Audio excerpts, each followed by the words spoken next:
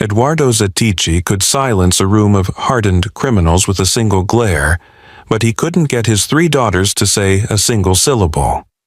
He was the don of the Zattichi crime family, the tattooed king who ruled New York's underworld with an iron fist wrapped in Italian leather. But his greatest failure wasn't a botched hit or a federal investigation. It was 3 identical 2-year-old girls who had never spoken a word. Doctors called it developmental delay. Therapists whispered about attachment disorders. Eduardo called it his private torture. That silence shattered on a chaotic Wednesday afternoon at Rosso e Nero, when the most feared man in 5 boroughs lost control of his empire in front of a dining room full of witnesses. His triplets didn't cry for their father. They pointed 3 tiny fingers at a struggling waitress in a stained apron and screamed one word in perfect, devastating unison. "Mom." Before we go any further, comment where you're watching from. Let's see how many people are here with these girls tonight. The lunch rush at Rosso e Nero was in full swing. The upscale Italian restaurant humming with the clatter of silverware against fine china and the murmur of Manhattan's elite conducting business over $20 appetizers. Exposed brick walls lined with wine bottles worth more than most people's cars created an atmosphere of old-world elegance, while modern chandeliers cast golden light across white tablecloths. Alessia Angelo pushed through the kitchen doors, balancing a tray of dirty dishes on her hip. She was 26, with dark hair pulled back in a practical ponytail, and eyes that carried the exhaustion of someone working 3 jobs to outrun debt.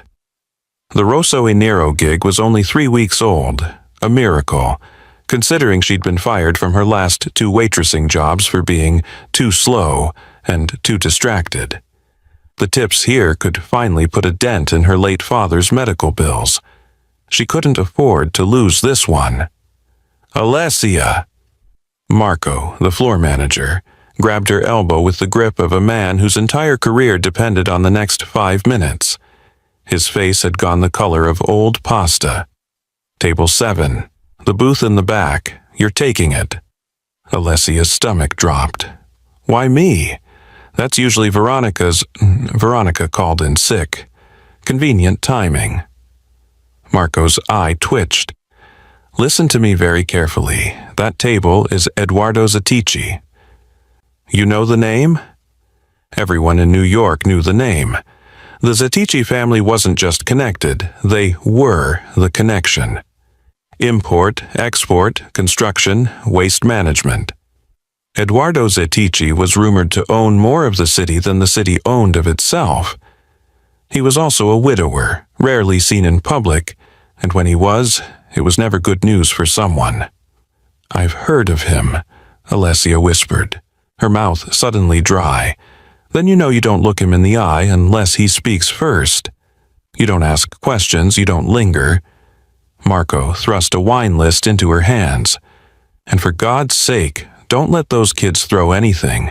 Just survive the next hour, and I'll give you the weekend shifts." Alessia nodded, smoothing her apron with trembling hands, and stepped onto the floor. The restaurant's usual buzz had dropped to an uncomfortable hush. She could feel eyes tracking her as she approached table 7, tucked into a private alcove with a view of both exits, a position chosen by someone who never sat with his back exposed. And there he was, Eduardo Zattichi at 34, looked like violence wrapped in Armani. He was broad-shouldered and coiled with the tension of a man perpetually ready to strike. His tailored black suit couldn't hide the tattoos crawling up his neck, intricate patterns that disappeared beneath his collar and emerged again at his wrists. His dark hair was swept back, and his face was all sharp angles and brutal beauty, with eyes so dark they looked black in the restaurant's dim lighting. A thin scar cut through his left eyebrow. This was a man who had killed people. Alessia was certain of it, but it wasn't Eduardo that made her heart clench. It was the 3 little girls, identical triplets, no more than 2 years old, sat in a custom triple high-chair contraption that looked like it cost more than her car. They wore matching pale yellow dresses with lace details, their blonde curls held back with tiny clips. Beautiful children. Angelic, even. Except they were currently in the throes of what could only be described as synchronized chaos. One was flinging peas across the table. Another was crying without sound, tears streaming down her cherubic face. The third was banging a silver spoon against her tray with the determination of a drummer in a heavy metal band. And Eduardo Satici, the man who allegedly once made a rival family head disappear for insulting his shoes, sat there looking utterly, completely defeated. Eduardo's hand shot out and caught Alessia's wrist before she could step back. His grip wasn't painful, but it was absolute, the hold of a man who had never been denied anything in his life. "You're not going anywhere," he said, his voice low and controlled, the kind of quiet that was more terrifying than shouting. I don't understand," Alessia stammered, her eyes darting to the triplets, who had gone eerily calm now, all three staring at her with identical expressions of desperate longing. "I've never seen them before, I swear." "Marco." Eduardo didn't raise his voice. He didn't need to. The floor manager appeared instantly, pale and sweating. "Clear the restaurant, now. Everyone out. Tell them there's a gas leak." "Sir, we have the Castellano party in the main room. They just ordered." "Now." Marco practically sprinted toward the kitchen. Within seconds, Alessia could hear the commotion. Confused protests, the scraping of chairs, the clatter of abandoned silverware. Two men in dark suits materialized from somewhere, flanking the exits, ushering bewildered diners toward the door with the kind of polite menace that didn't invite argument. "Please," Alessia whispered, trying to pull her wrist free. "I don't know what's happening. I'm just a waitress. Just a waitress." Eduardo's laugh was bitter, humorless. He stood, still holding her wrist, and gestured with his free hand to the triplets. Bella, or was it Elena, had grabbed the hem of Alessia's apron and was holding it like a lifeline, tears still wet on her face but silent now, waiting. "Just a waitress who my daughters who haven't spoken a single word in 2 years, recognize as their mother. That's impossible, I agree, which is why you're going to explain to me exactly what kind of game you're running." He pulled her closer, his face inches from hers, and she could smell expensive cologne mixed with something darker, cigar smoke maybe, or gunpowder. "Did someone send you? The Russos? The Bratva? How much did they pay you to train 3 toddlers to call you Mama?" "Nobody sent me." Alessia's voice cracked. "I don't even know who the Russos are. I've been working here 3 weeks. I've never even seen you before." One of the suited men approached. "Restaurant's clear, boss. Back exit secured." Eduardo nodded once, then turned back to Alessia. "You're coming with me. We're going to have a longer conversation somewhere more private. If this were you, right now, would you go quietly to protect the children, or run and risk everything? Tell me in the comments." "No." Alessia tried to dig her heels in, but Eduardo was already moving, pulling her toward the back of the restaurant where a private exit led to the alley. "No, you can't just kidnap me. I'll scream." "Go ahead." Eduardo's voice was almost bored. "We own the precinct captain, the building inspector, half the judges in Manhattan. Scream all you want." Terror seized Alessia's chest. She looked back desperately at the triplets. 2 men were already unbuckling them from their elaborate high chair, preparing to move them. Sophia reached out her small hands toward Alessia, her face crumpling, and Alessia felt something crack inside her chest. Some instinct she didn't understand, couldn't explain. "Don't hurt them," she heard herself say. Eduardo stopped, turned, studied her with those black, unreadable eyes. "They're my daughters. I don't hurt my children." "Then why are you hurting me?" For a moment, something flickered across his face. Surprise, maybe, or recognition. Then the mask slammed back down. "Because you're a threat I don't understand yet, and I eliminate threats." The back door opened onto a rain-slicked alley where a black SUV with tinted windows idled, exhaust curling into the damp air. The vehicle was massive, clearly armored, with custom plates and the kind of aggressive elegance that screamed money and danger in equal measure. "Get in the car." Eduardo's tone left no room for negotiation. "And if I refuse?" "Then I carry you. Your choice. But either way, you're coming with me until I figure out what the hell you are." He leaned closer, his voice dropping to a whisper that somehow felt more intimate than a threat should. "Witch, blackmailer, spy, or something worse. You made my daughters speak. That means you're either the answer I've been praying for, or the most dangerous person I've ever met." The rain was falling harder now, soaking through Alessia's thin uniform, plastering her hair to her face. Behind Eduardo, she could see the men carrying the triplets toward the SUV, the girl's eyes locked on her, wide and pleading, and somehow full of recognition that made absolutely no sense. She thought about running, about screaming, about fighting, but those three little faces stopped her. "Fine," she whispered. "I'll go. But I'm telling you, you're making a mistake." Eduardo opened the SUV door himself, a mockery of gentlemanly behavior. "That," he said softly, "is what I'm about to find out." The Zatici estate wasn't what Alicia expected. She'd imagined something from a movie. Marble statues, gaudy gold fixtures, tacky displays of wealth. Instead, the compound in Westchester was all modern lines and bulletproof glass, surrounded by walls that looked decorative but were clearly designed to keep armies out. The interior was minimalist, almost cold, decorated in blacks and grays with occasional splashes of color from expensive abstract art that Alessia suspected was either stolen or worth more than her entire life.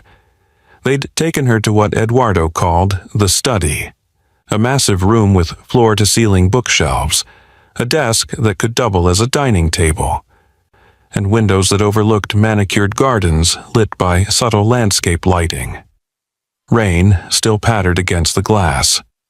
Two of Eduardo's men stood by the door, silent sentinels. The triplets had been whisked away by an older woman Eduardo called Gianna, the nanny, though not before all three had started crying the moment Alessia disappeared from view. The sound had followed her down the hallway like an accusation. Now she sat in a leather chair that probably cost more than her monthly rent, watching a thin man in his 60s set up what looked like a mobile laboratory on Eduardo's desk. Dr. Moreau had arrived within 20 minutes of their arrival, carrying a silver case and wearing the expression of someone who'd been summoned at gunpoint before and knew better than to ask questions. "This won't hurt," Dr. Moreau said, approaching Alessia with a swab. His accent was French, his manner clinical. "Just a cheek swab, and then one for each of the girls." "Wait," Alessia pulled back. "A DNA test? You think I'm, their biological mother? That's insane." "Then you have nothing to worry about." Eduardo stood by the window, silhouetted against the storm outside, arms crossed. He'd removed his suit jacket, revealing the full tapestry of tattoos covering his forearms. Intricate patterns that looked like they told stories in a language Alessia didn't speak. If you're innocent, the test proves it. If you're not... He let the threat hang.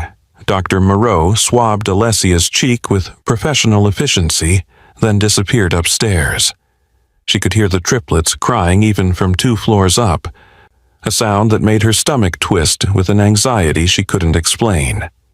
Eduardo moved to his desk, poured 2 glasses of something amber from a crystal decanter, and slid one across to Alessia. Drink. You look like you're about to pass out. I don't want your whiskey. I want to go home. Not until I get answers. He settled into the chair across from her, studying her like she was a puzzle he was determined to solve. Start from the beginning. Your full name, where you're from, everything. Alessia's hands were shaking. She clasped them together in her lap. Alessia Marie Angelo, I grew up in Queens. My mother died when I was 16. My father raised me alone until he got sick 3 years ago. Pancreatic cancer. He died last year, and the medical bills... Her voice cracked. The medical bills buried me. I've been working 3 jobs trying to dig out. Sympathetic story, conveniently tragic. Eduardo's expression didn't soften. Keep going. There's nothing to keep going with. I work at the restaurant. I work at a coffee shop in the mornings. I do data entry at night. That's my life. I don't have time for elaborate mafia blackmail schemes, and I definitely don't have 3 secret children. Then explain why my daughters called you Mama. I can't. The words burst out of her, frustrated and terrified. I don't know. Maybe they saw me somewhere before. Maybe I look like someone they knew. Maybe it was just random. Kids say weird things. My daughters don't say anything. Eduardo leaned forward, his voice dropping to something dangerous. That's the point. 2 years of specialists, 2 years of therapy, 2 years of silence. And then you walk by and they speak. So either you're exactly what you claim, a broke waitress who happened to trigger a miracle, or you're part of something calculated, and I don't believe in miracles. Alessia met his eyes, and for the first time, she saw past the threat to something else. Fear. This terrifying man was afraid. Afraid for his daughters, afraid of what she represented. Wait, she said slowly, a memory surfacing. When I was 21, 5 years ago, I donated eggs. Eduardo went very still. What? I needed money for my dad's first round of treatment.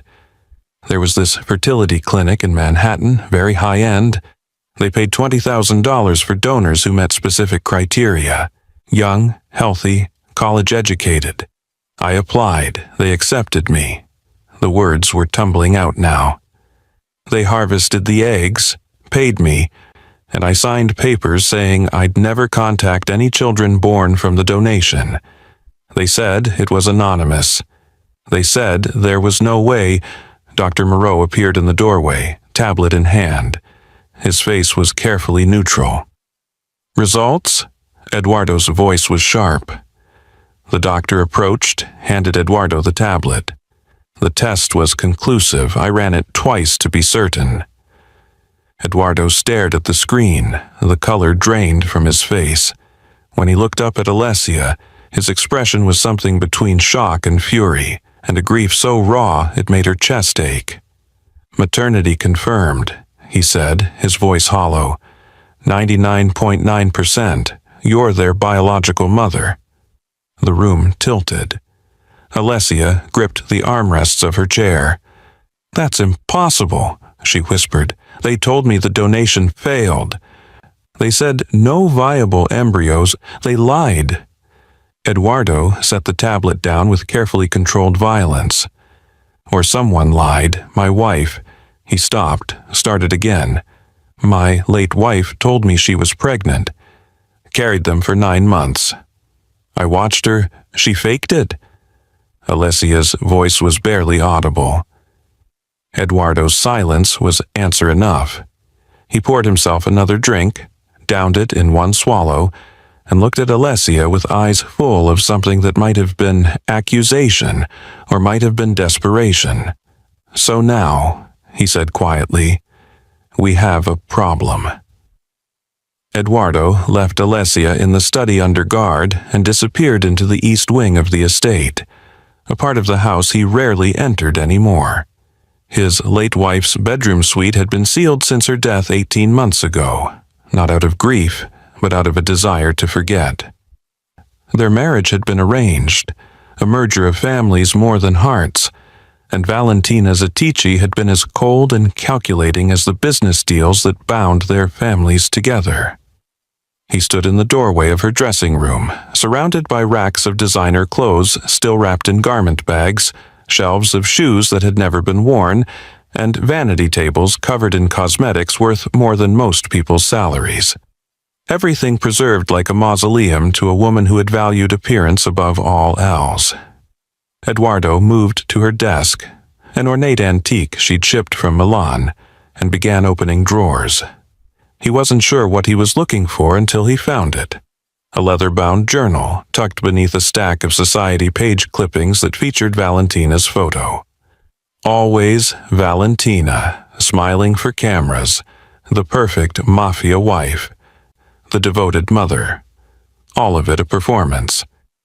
He opened the journal. Her handwriting was elegant, controlled, just like everything else about her. March 15th. Eduardo wants children, an heir. He talks about legacy like it's the only thing that matters. But pregnancy, the thought makes my skin crawl. 9 months of swelling and sickness and losing control of my body. Then the damage afterward, the weight, the sagging, the stretch marks. I've worked too hard on this body to destroy it for his precious bloodline. Eduardo's jaw tightened. He flipped forward. April 3rd, I found a solution. A fertility clinic in Manhattan that specializes in discretion for high-profile clients. They can arrange everything. An egg donor who matches my coloring, a surrogate if needed. But Eduardo can never know. His pride wouldn't allow it. He needs to believe these children are mine, that I sacrificed for his family. The performance of pregnancy will be easy enough. Padding, careful photography. I'll deliver in a private clinic with doctors I control. He'll never question it. The words blurred. Eduardo sat down heavily in Valentina's chair, the journal trembling in his hands. He forced himself to keep reading. June 12th. The donor has been selected. Young, poor, desperate, perfect. Dark hair, similar bone structure. They showed me her photo. Pretty in a common sort of way. She'll never know what happens to her genetic material. The clinic assures me complete anonymity. $20,000 and a signature, and she disappears from the equation forever. $20,000. The exact amount Alessia said she was paid. Eduardo's vision tunneled. September 8th. The implantation was successful. Triplets. God help me, triplets. Eduardo is ecstatic. He sees it as a sign of his virility, his power. 3 daughters to marry off, 3 alliances to forge. He doesn't see the burden. But I'll manage. I always do. The girls will have nannies. I'll appear for photos and family dinners. Eduardo will get his heirs, and I'll get to remain myself. Eduardo slammed the journal shut, but the damage was done. He sat in the darkness of his dead wife's room, surrounded by her lies, and felt something crack inside his chest. Every moment of those pregnancies, every ultrasound he'd attended, every time he'd placed his hand on Valentina's stomach to feel the baby's kick, every proud smile he'd given her, all of it had been theater. She'd padded her dresses and hired actresses and doctors to maintain the illusion. And he'd believed it. He'd believed all of it. The triplets weren't Valentina's daughters.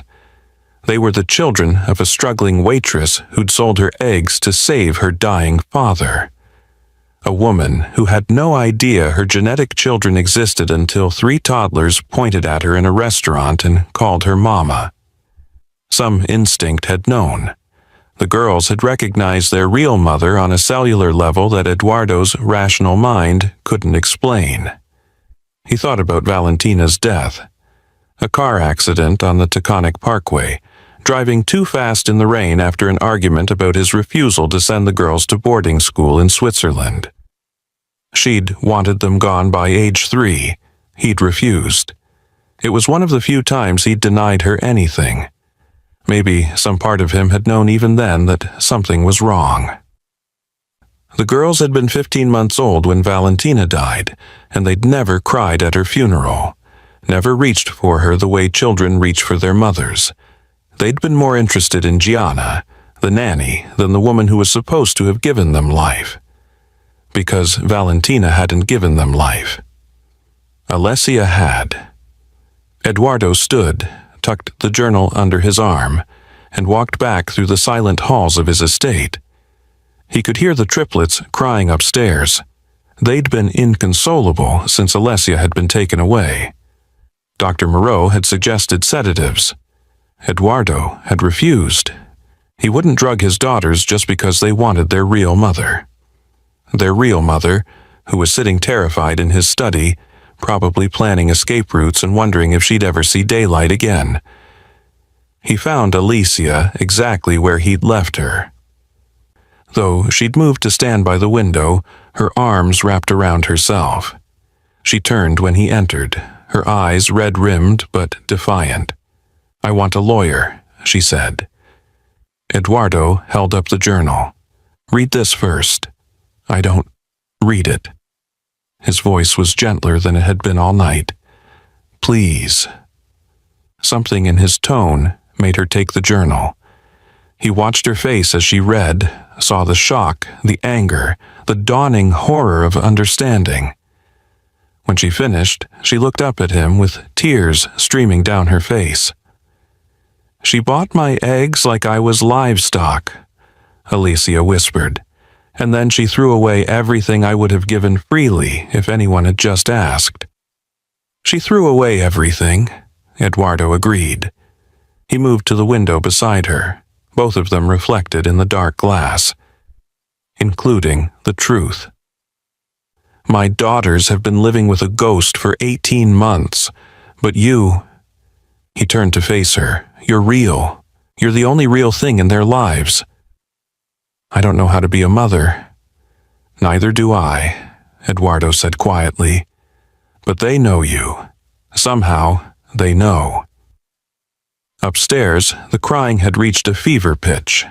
The nursery was a war zone of pastel destruction. Toys lay scattered across plush carpeting, books torn from shelves, a toppled rocking chair blocking the doorway. In the center of the chaos, 3 identical little girls screamed with the kind of primal desperation that transcended language. Gianna, the nanny, a sturdy woman in her 50s who looked like she'd survived worse, was trying to comfort Sophia, but the child thrashed in her arms, reaching toward the door with grasping fingers. The moment Alessia stepped into the room, the screaming stopped. It was eerie, the sudden silence. 3 tear-stained faces turned toward her in unison, eyes wide and pleading. Then Bella launched herself forward with a toddler's reckless abandon, stumbling across the carpet with arms outstretched.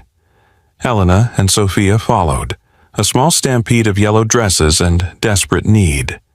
They hit Alessia's legs like tiny battering rams, clinging to her with a strength that seemed impossible for their size.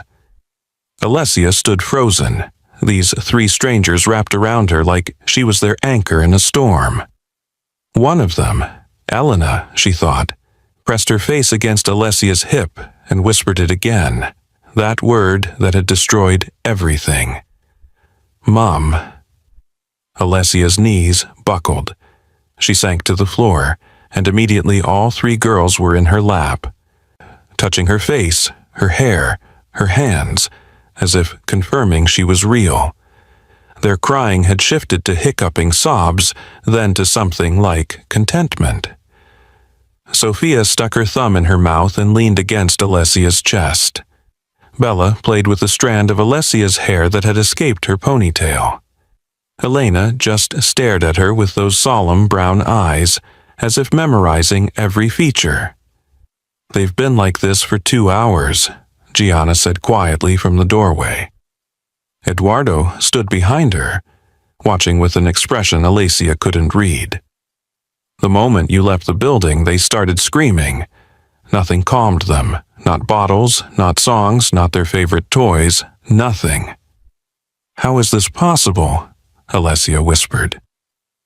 She was afraid to move, afraid to breathe too hard and shatter whatever fragile spell had settled over the room.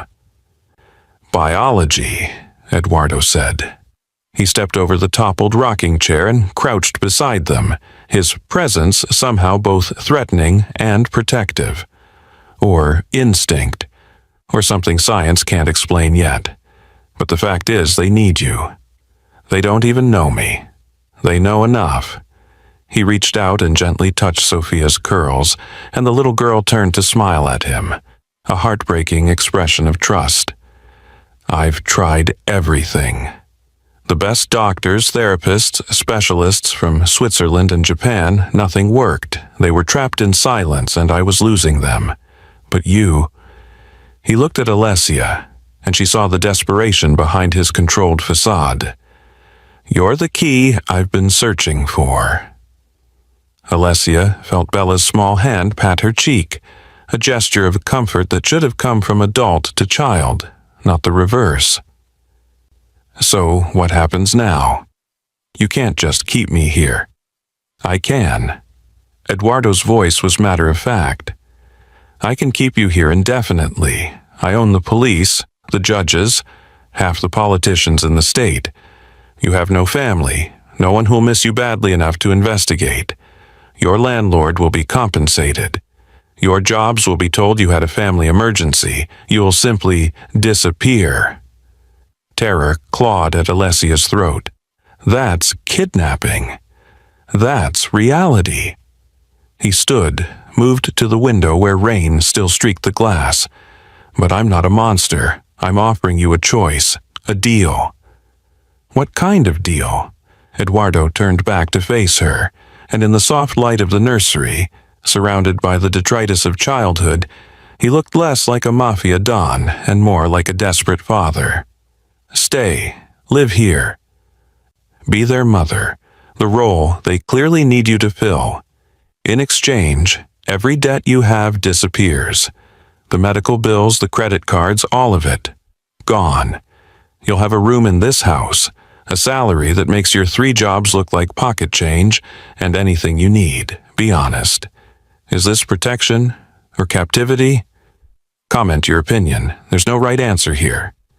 A gilded cage, Alessia said bitterly. A purpose, Eduardo corrected. How many people get to change 3 lives? Save 3 children who are drowning in silence. And if I refuse? His expression hardened. Then I keep you anyway, but without the luxury of pretending it's your choice. I meant what I said. They need you. I will do whatever it takes to give my daughters what they need. Even if that makes me the villain in your story. Alessia looked down at the 3 little girls in her lap. Sophia had fallen asleep against her chest, her breathing finally even and peaceful. Bella was still playing with her hair, humming a tuneless melody. Elena met her gaze with those ancient eyes and did something that broke Alessia's heart. She smiled. A real smile, bright and trusting and full of a love that shouldn't exist yet but somehow did. These were her daughters. Not by choice, not by intent, but by biology and fate and a desperate choice she'd made 5 years ago to save her father. Some part of her had made them, and now some part of them was calling her home. I want my own room, Alessia said quietly, not sharing space with you or anyone else, and I want to be able to leave the estate sometimes. Supervised if you insist, but I won't be completely imprisoned. Eduardo's shoulders relaxed slightly. Agreed. And if I do this, I'm doing it for them. Not for you, not for your money. For these 3 little girls who deserve better than the ghost of a mother who never wanted them. I understand. Alessia took a shaky breath. Then yes, I'll stay. But the moment you hurt them, the moment you use them as leverage or weapons in your mafia games, I will find a way to take them from you. DNA or not, deal or not. Are we clear? Eduardo crossed the room and extended his hand. Crystal. She shook it, and felt the trap close around her with the softness of a velvet glove and the finality of prison bars. But when Elena leaned up and kissed her cheek, whispering, "Mum," one more time before yawning, Alessia thought maybe some cages were worth entering, even if you could never leave. Alessia had been in the Zatici compound for 5 days, and she was beginning to understand that luxury was just another form of prison.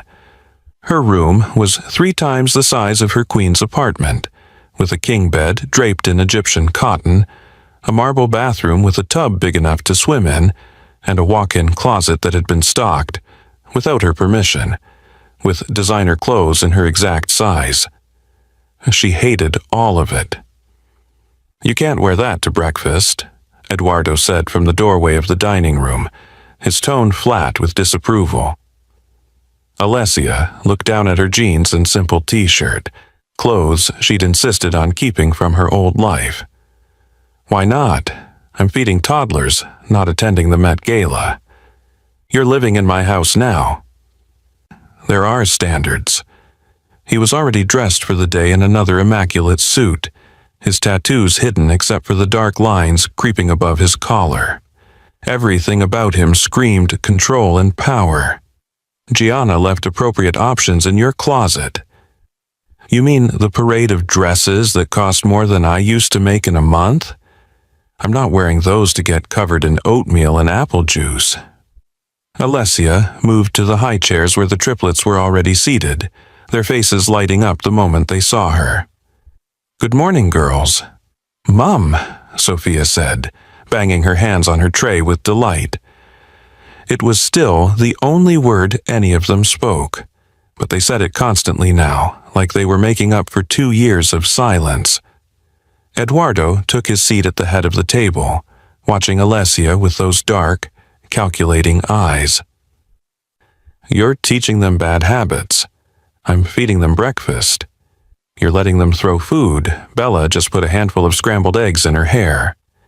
"She's 2 years old, Eduardo.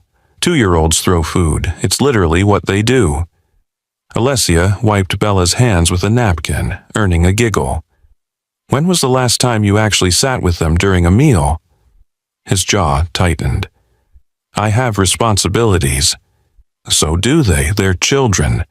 They need their father, not a ghost who shows up to criticize and disappears to make business calls." She hadn't meant to snap, but 5 days of walking on eggshells had worn her patience thin. "You brought me here to help them. Let me help." "I brought you here because they won't stop screaming when you leave." Eduardo set down his coffee cup with controlled precision. "Don't confuse that with giving you authority over how I run my household. Then maybe you should run your household better." The temperature in the room dropped 10 degrees. Eduardo stood slowly, and Alessia was reminded viscerally that this was a man who killed people for a living. But she refused to back down, even as her heart hammered against her ribs. "You have no idea what you're talking about," he said quietly.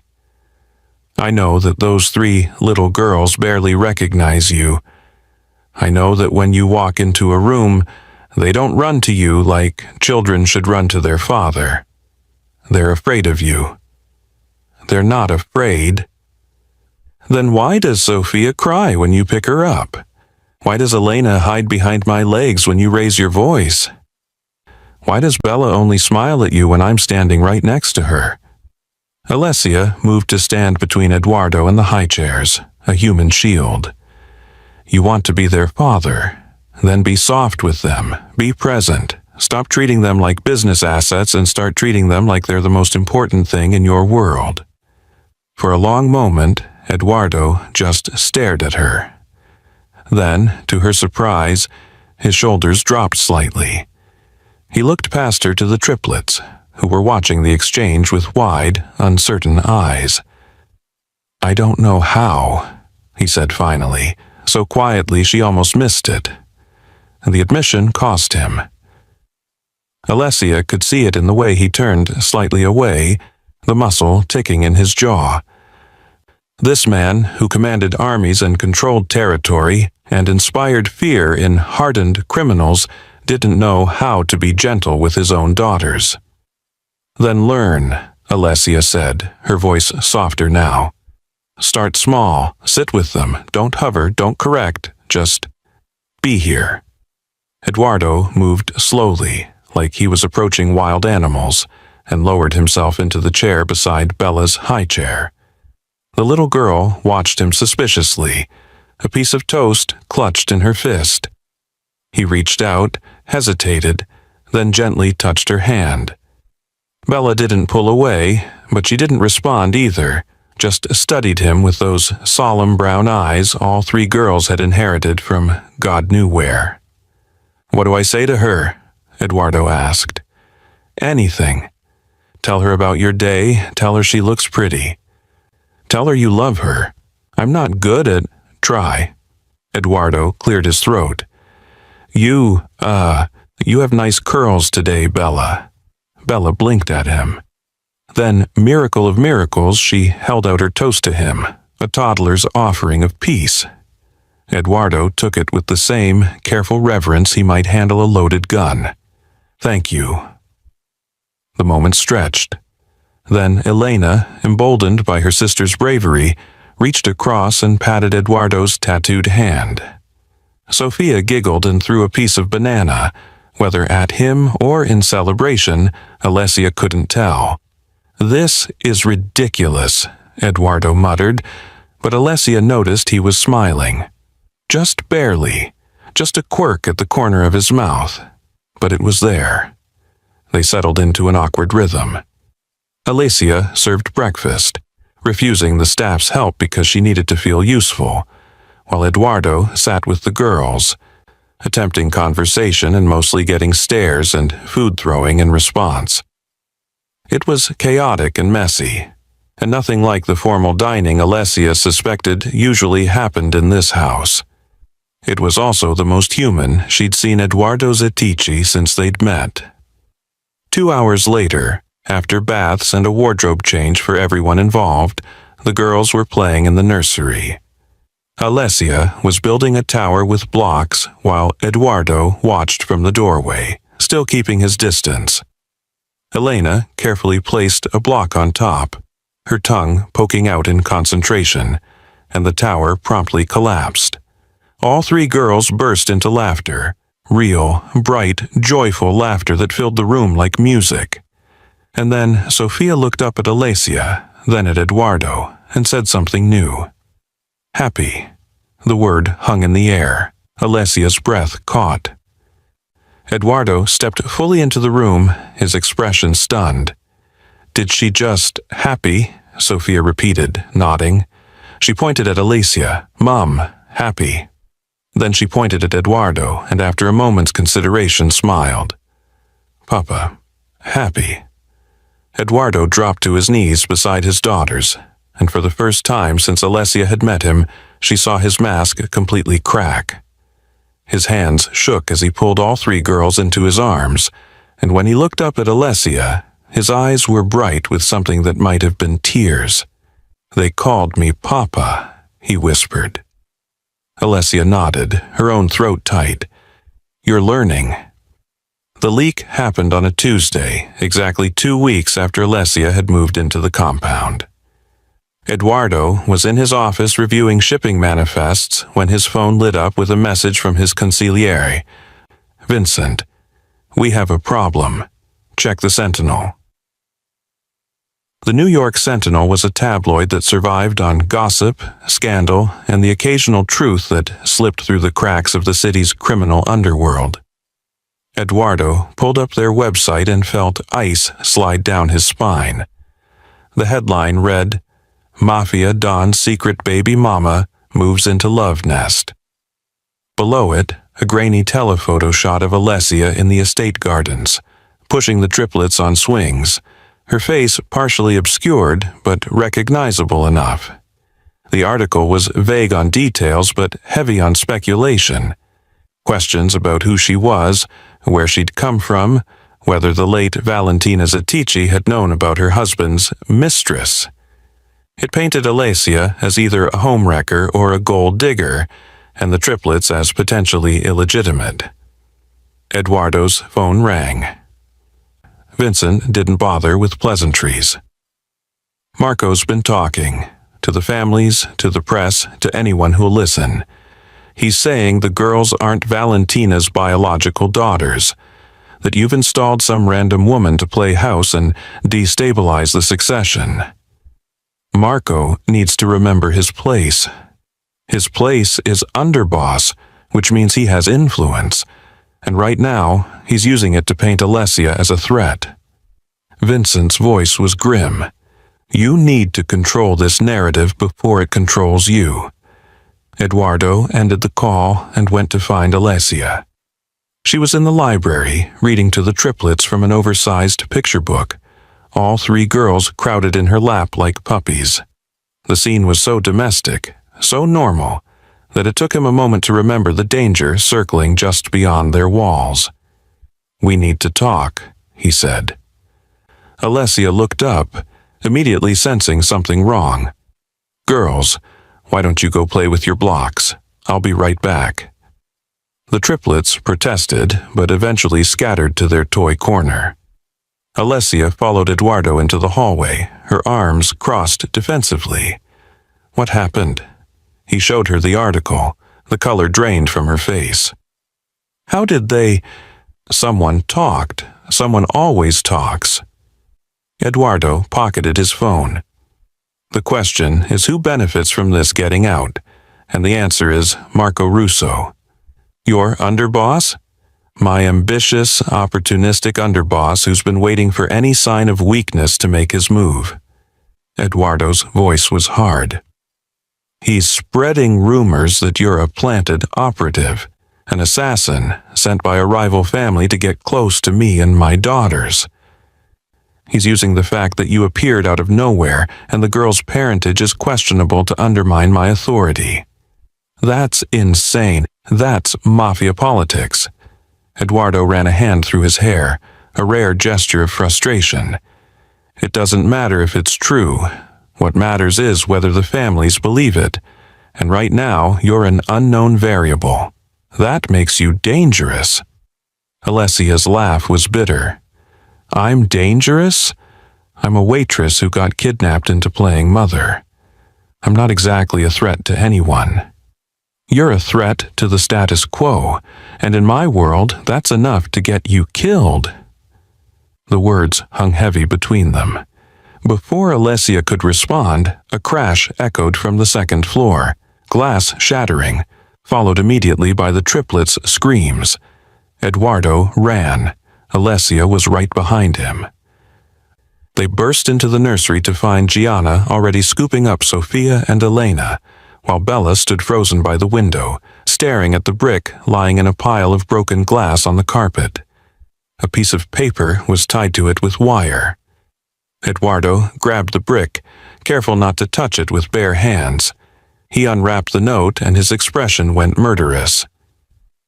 What does it say? Alessia demanded, pulling Bella into her arms. Eduardo's voice was deadly calm. False queens bleed. If someone threatened your children like this, what would you do next? Tell me in the comments. The threat was clear. Someone, Marco or his people, was willing to target the children to make a point. Alessia felt Bella trembling against her chest, and something fierce and primal rose in her throat. These were her daughters. Biology or not, choice or not, they were hers. And someone had just threatened them. What do we do? She asked. Eduardo looked at her for a long moment, and she saw him making calculations, running through scenarios with the cold efficiency of a general planning for war. When he spoke, his words were measured but absolute. We get married. Alessia blinked. Excuse me? You're vulnerable because you have no legal claim to be here, no official status. You're just a woman living in my house, which makes you an easy target. He moved closer, his presence overwhelming but somehow steadying. But if you're my wife, if you carry the Zatici name, You're under my family's protection. Anyone who touches you touches me. Anyone who threatens you declares war on my entire organization. You can't be serious. I'm completely serious. It's the only way to keep you alive."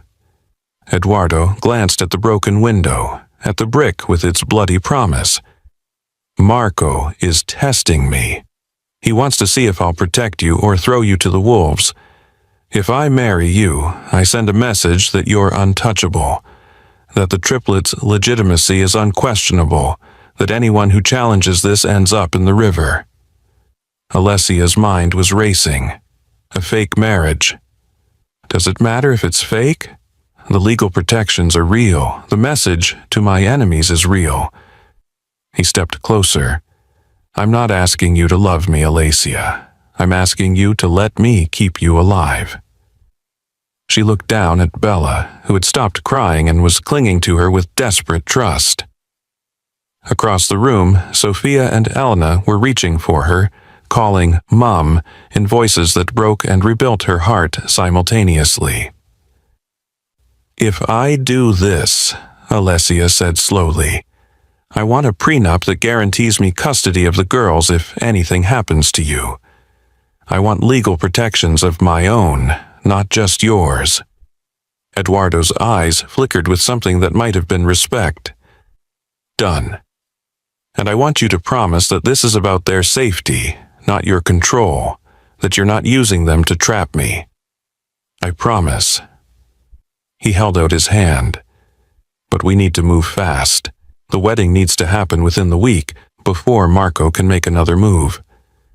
Alessia stared at his outstretched hand, tattooed, scarred, the hand of a killer and a father. Then she thought about the note. "False queens bleed." Someone wanted her dead or gone. Someone wanted to take these 3 little girls and use them as pawns in a power struggle. She took Eduardo's hand. "1 week," she said, "but I'm wearing whatever dress I want. I'm not becoming someone else just because I'm becoming your wife." Eduardo's smile was sharp as a knife. "I wouldn't expect anything less."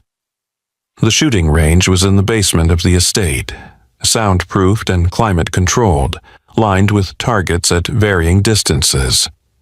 Eduardo had insisted they come down here the morning after the brick incident, claiming that if Alessia was going to be his wife, fake or not, she needed to know how to defend herself and the girls. Alessia stood at the firing line, staring at the handgun on the table in front of her like it might bite. "I've never even held a gun before. That's why we're here." Eduardo moved behind her, close enough that she could feel the heat radiating from his body. He picked up the Glock 19, checked the chamber with practiced efficiency, and held it out to her. "Take it. Get used to the weight." She took the gun with both hands, surprised by how heavy it was. "This feels wrong." "It should. A gun isn't a toy. It's a tool for ending lives." His voice was matter-of-fact, clinical. "But in the right hands, at the right moment, it's also the tool that saves them. Your hands, the girls' lives." That changed something in Alessia's grip. She adjusted her fingers, trying to find a hold that felt more secure. "Not like that." Eduardo moved closer, and suddenly he was pressed against her back, his arms coming around her to adjust her position. His hands covered hers, warm and calloused, repositioning her fingers on the grip. Dominant hand here, support hand wrapped around, firm but not strangling it. The gun needs to become an extension of your arm, not something you're fighting. Alessia's breath caught. She could smell his cologne, something expensive and dark with notes of cedar, mixed with the underlying scent that was just him. His chest was solid against her shoulder blades, his breath warm against her ear as he spoke. "Your stance is wrong too. Feet shoulder-width apart." He used his leg to nudge her feet into position, his thigh brushing against hers. "Weight slightly forward. You want to lean into the recoil, not let it push you back. There's a lot of rules for pointing and shooting. Alessia said, trying to keep her voice steady. There's a lot of ways to get yourself killed by doing it wrong. His hands slid from her hands to her shoulders, adjusting her posture. Arms extended but not locked, elbows slightly bent. You're going to feel the recoil through your whole body. Don't fight it. Accept it and recover. He stepped back, leaving a cold space where his warmth had been.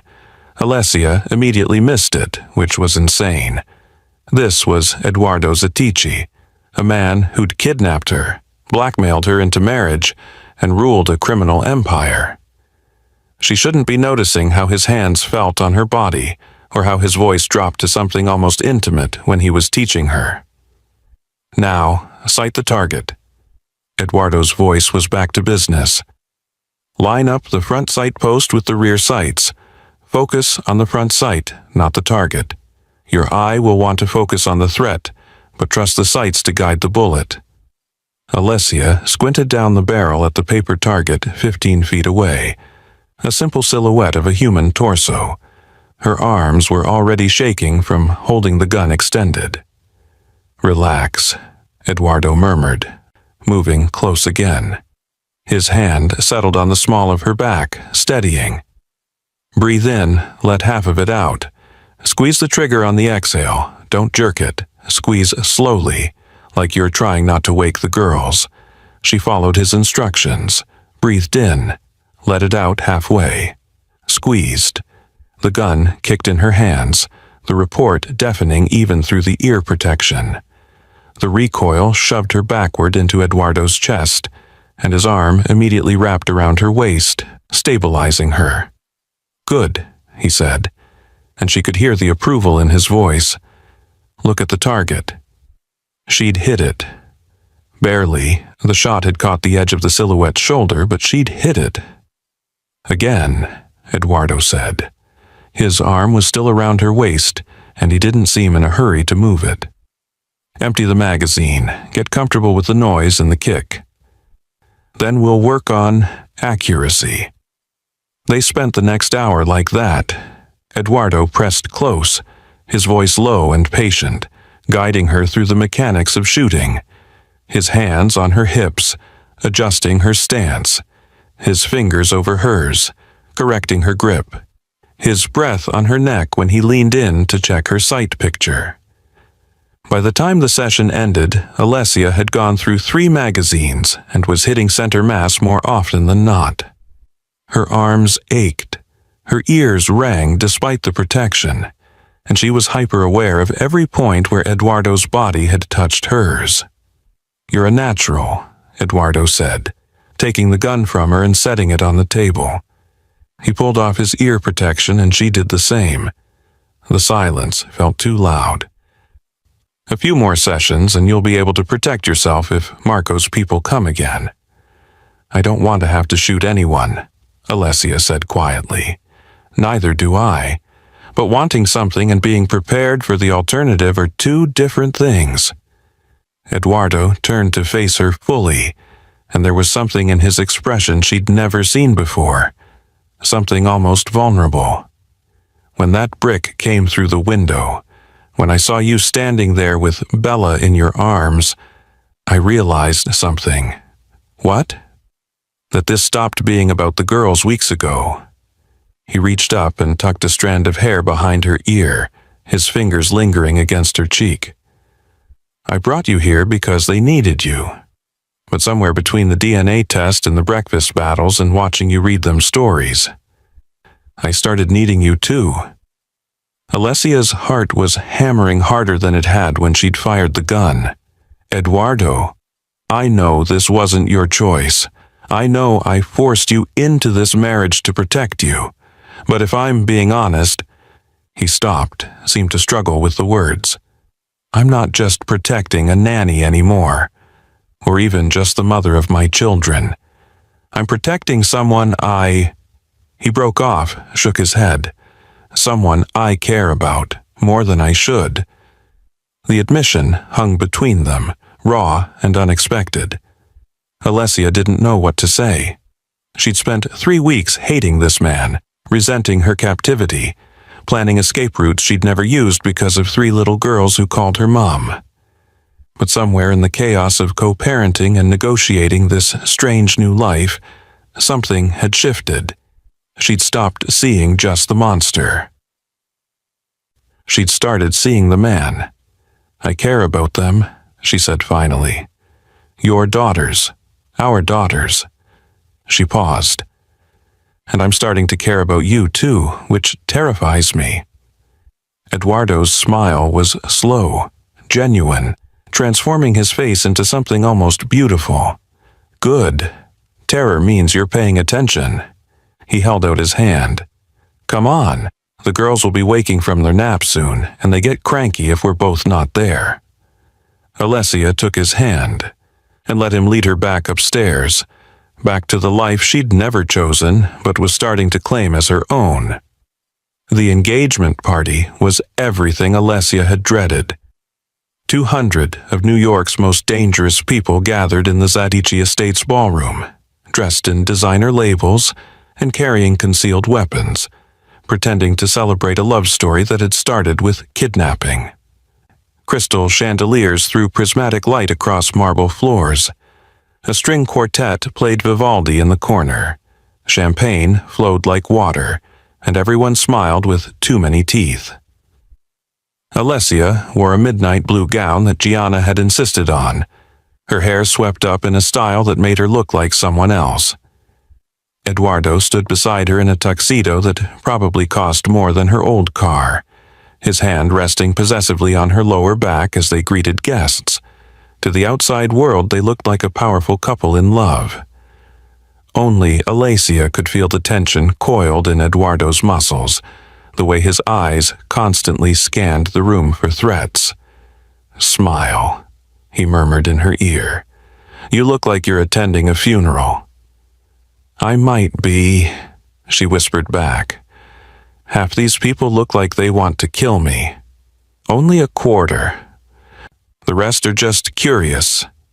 His grip tightened slightly. "Marco's here, 3 o'clock, by the bar." Alessia glanced over and found the underboss watching them with cold calculation. Marco Russo was handsome in a serpentine way, slicked back hair, expensive suit, smile that never reached his eyes. He raised his champagne glass in a mocking toast. "I don't trust him," Alessia said. "Good instincts." Eduardo's jaw was tight. "Stay close to me tonight. Don't go anywhere alone." But 20 minutes later, Gianna appeared with an apologetic expression and whispered that Sophia was crying for her mama. The nanny had tried everything, but the little girl had worked herself into hysterics and was making herself sick. "I'll just be upstairs for a few minutes," Alessia told Eduardo. "I'll come with you. You can't abandon your own engagement party. These people are here to see you." She touched his arm. "I'll be fine. Your guards are everywhere." Eduardo looked torn but nodded. 10 minutes. If you're not back, I'm coming up." Alessia slipped through the crowd and up the grand staircase, her heels clicking on marble. The second floor was quieter, insulated from the party noise below. She could hear Sophia's crying from down the hall, heartbroken sobs that made her chest ache. She quickened her pace. The nursery door was ajar. Gianna should have been there, but the room was dark except for the nightlight that cast dancing shadows across the walls. Alessia's instincts screamed warning, but Sophia's crying pulled her forward. She pushed the door open fully. "Sophia, baby, I'm here." The crying stopped abruptly. Too abruptly. Alessia's hand flew to the light switch, but nothing happened. The power was out. In the dim glow from the hallway, she could see the triplets in their beds, wide awake and silent, staring at something behind her. She spun around as the door slammed shut. 2 men in dark clothes emerged from the shadows. One grabbed her arms while the other locked the door. Alessia screamed and fought, her self-defense training from Eduardo kicking in. She stomped on an instep, drove her elbow backward into a stomach, twisted free. "Eduardo!" Her voice was raw. "Eduardo!" But the ballroom was 3 floors down, and the power outage had likely cut the security systems. No one was coming, not fast enough. More footsteps thundered up the stairs. She could hear shouts from below, Eduardo's voice bellowing her name. But between her and rescue were Marco's men, and they were coming through that door in seconds. Alessia ran to the triplets' beds. All 3 girls were crying now, silently, tears streaming down their faces. She grabbed the nearest thing she could use as a weapon, a heavy wooden rocking chair, and dragged it in front of the door. Then she pulled the girls from their beds, herding them into the corner farthest from the entrance, putting her body between them and the threat. "It's okay," she whispered, though her voice shook. "Mama's here. I won't let anyone hurt you." The door handle rattled. Someone threw their weight against it. The rocking chair skidded backward an inch. Another impact, and the wood began to splinter. Alessia remembered the gun Eduardo had shown her, the one he'd made her practice with. He'd told her there was one in every room of the house, hidden but accessible. Her eyes scanned frantically. There, the bookshelf. He'd mentioned the 3rd shelf, behind the copy of The Prince. She lunged for it, grabbed the book, found the concealed compartment. Her fingers closed around cold metal just as the door crashed open. Marco Russo stepped through, flanked by 3 men with guns drawn. He looked calm, almost amused, as he surveyed the scene. Alessia crouched in front of 3 terrified toddlers, a pistol shaking in her hands. "The waitress wants to play soldier," Marco said. "How charming. Get away from my daughters." Alessia's voice was steadier than she felt. "Your daughters?" Marco laughed. "They're not yours. They're not even really his. They're genetic accidents from a lying wife, and they're in the way of the natural succession." He gestured to his men. "Remove her. Kill the children. Make it look like a robbery gone wrong." Everything slowed down. Alessia saw the men raise their weapons. She heard Bella whimper behind her. She thought about Eduardo teaching her to shoot, his hands guiding hers, his voice in her ear. Breathe, aim, squeeze. She fired. The shot went wide. Adrenaline made her hands shake. But it was enough to make Marco's men dive for cover. In that split second, Eduardo burst through the shattered doorway like an avenging angel, his own gun drawn, his face a mask of murderous rage. "You touch my family," Eduardo snarled, "and I'll bury you alive." What followed was controlled chaos. Eduardo's security team flooded the hallway. Gunshots cracked through the air. Marco's men fell or fled. Marco himself tried to run, but Eduardo caught him by the throat and slammed him against the wall with brutal efficiency. "You came into my house," Eduardo growled, his forearm across Marco's windpipe. "You threatened my children. You tried to kill the woman I love." Marco clawed at Eduardo's arm, gasping. "She's nobody. She's everything." Eduardo's voice dropped to something lethal. "And you just signed your death warrant." Alessia didn't see what happened next. She was too busy gathering the triplets into her arms, checking them frantically for injuries, whispering promises she wasn't sure she could keep. They clung to her, all 3 crying, "Mom, Mom, Mom," in a heartbroken chorus.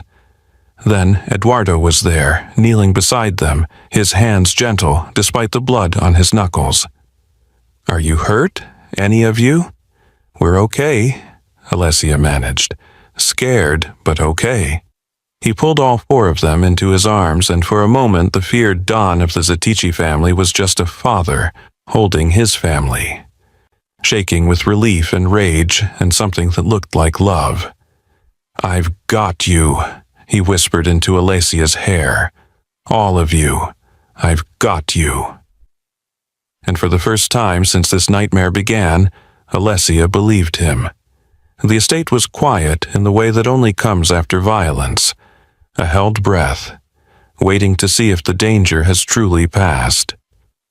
Marco's body had been removed with the clinical efficiency Eduardo's men were known for. The engagement party had scattered like startled birds.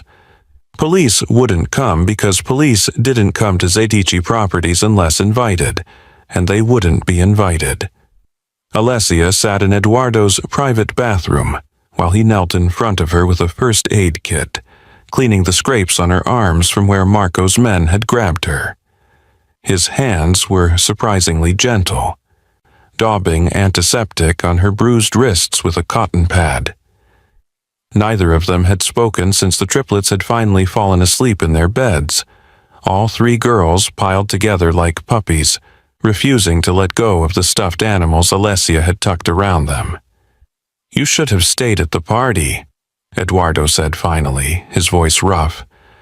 Sophia was crying. "It was a recording. Marco had one of his men play it through the baby monitor to lure you upstairs." His jaw clenched.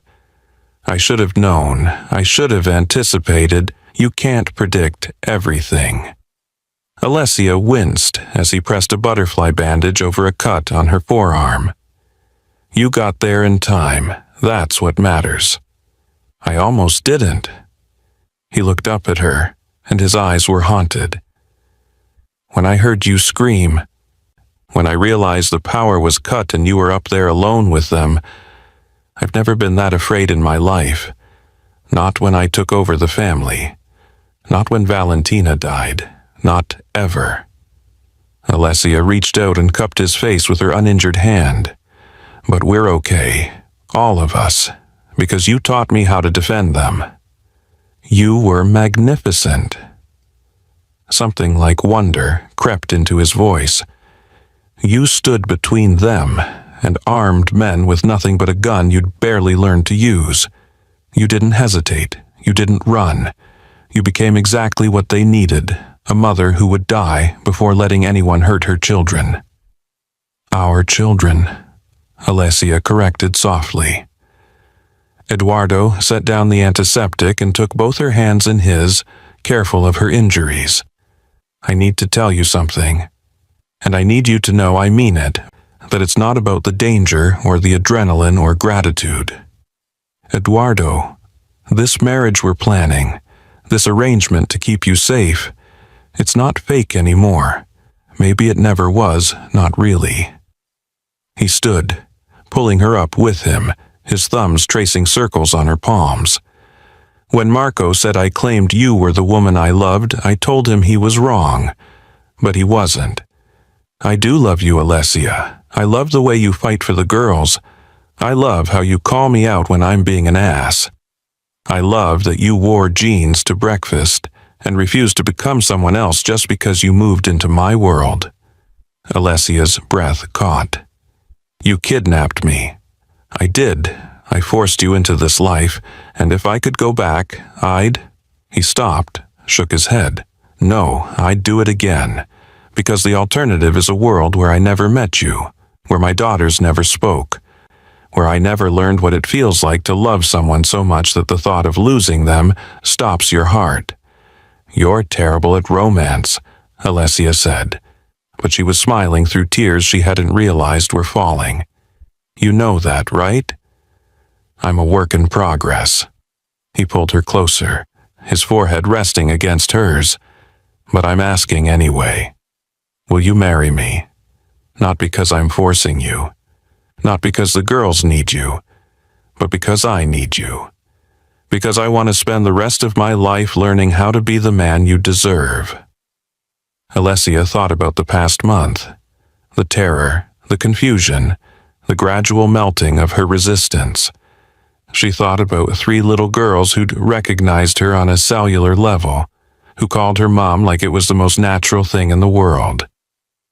She thought about this dangerous, broken man who was learning to be soft, learning to be present, learning to love. "Yes," she whispered, "but I have conditions." Eduardo laughed, the sound rough but genuine.